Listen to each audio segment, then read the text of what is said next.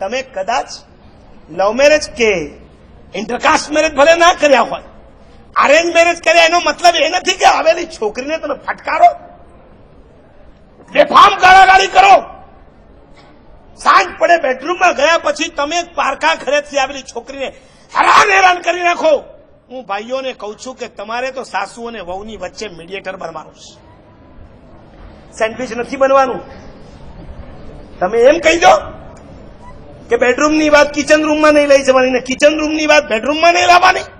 તમારે સમાધાન કરવાનું છે. માં અને વહુ આ બંને વચ્ચે તમારે સમાધાન કરતા રહેવાનું છે. મારી આગળ મમ્મીની વાત નહીં કરવાની, તું ને ઈ જાણે, આ વાત ના ચાલે. તમારે મિડલમેન, યુ આર મીડિયેટર.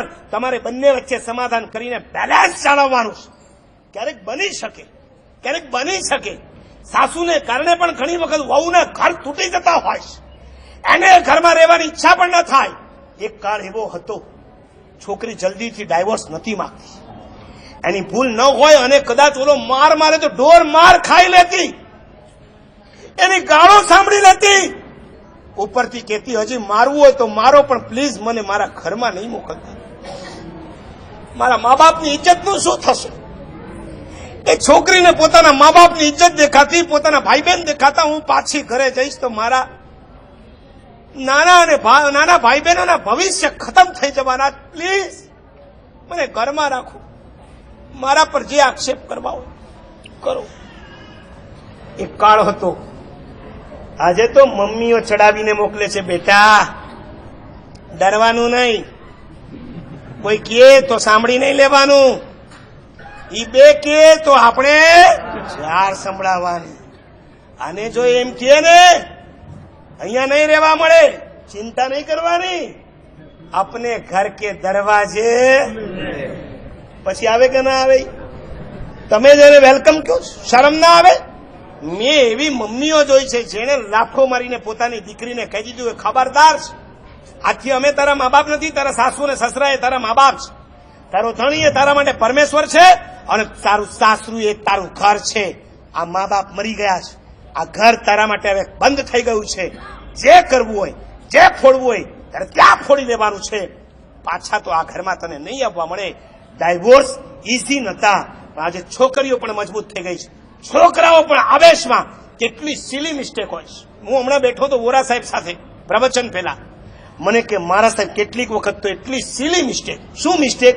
લગ્ન કરીને બે જણા હનીમૂન પર ગયા, ઓલાએ કીધું કે તારે આજે આ ડ્રેસ પહેરવાનો છે, ઓલીએ કીધું મને નથી ગમતો, હું આ ડ્રેસ પહેરવાનો છું. લે, અને ઓલો પછી કહી દે કે જો તારે આ ડ્રેસ પહેરવા મારું ન જ માનવું હોય તો હું તારી સાથે રહેવા નથી માંગતો. તો ઓલીએ કહી દે કે જે ઘરમાં મારી ઈચ્છા મુજબના કપડાં પહેરવા મને ન મળતા હોય એ ઘરમાં મારે રહીને શું કરવાનું? હું જાઉં છું મુંબઈ, તું પણ આવ, હું ડાયવોર્સના પેપર રેડી રાખું છું, તું સહી કર, હું પણ સહી કરું છું. લે, જાણે કોર્ટના વકીલ બનીને આવ્યા હોય.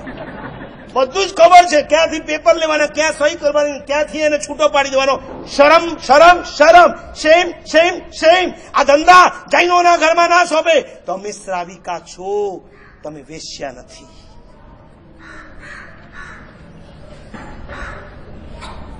તું નહીં તો ઓર સહી. શરમ ના આવે? આ દેશની પરંપરા જોઈ જાઓ, આખું ભરેસર વાંચી જાઓ. સુલસા, ચંદન, બાલા, મનોરમા, મયરેહા, દમયંતી, નમયા, સુંદરી, સિયા, આ બધાના જ નામ આવશે. તમારા કેમ નથી આવતા? કોઈ સ્વીટી ના આવે છે? કોઈ પિંકી ના નામ આવે છે? આટલી પણ સહનશીલતા જો તમારામાં ના હોય, તમારા નામ કોણ લેવાનું છે? નામ આ સુલસા ને ચંદનબાલા હું મારા પ્રવચનમાં ઘણી વાર કહેતો હોઉં છું.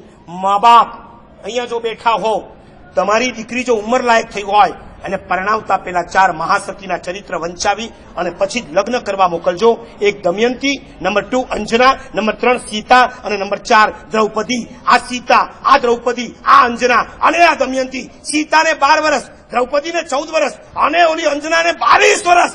દમયંતીને ભર જંગલમાં સગો ધણી મૂકીને ચાલ્યો જાય અને એની વચ્ચે એમણે ક્યારે ડાયવોર્સના પેપર રેડી નતા કર્યા. એમણે એ જ કીધું, એક વખત સતીને માથે એક જ પતિ, એક વખત જેને સ્વીકાર્યા એને છોડી હવે આ ભાવમાં તો બીજો પતિ ના કરીએ.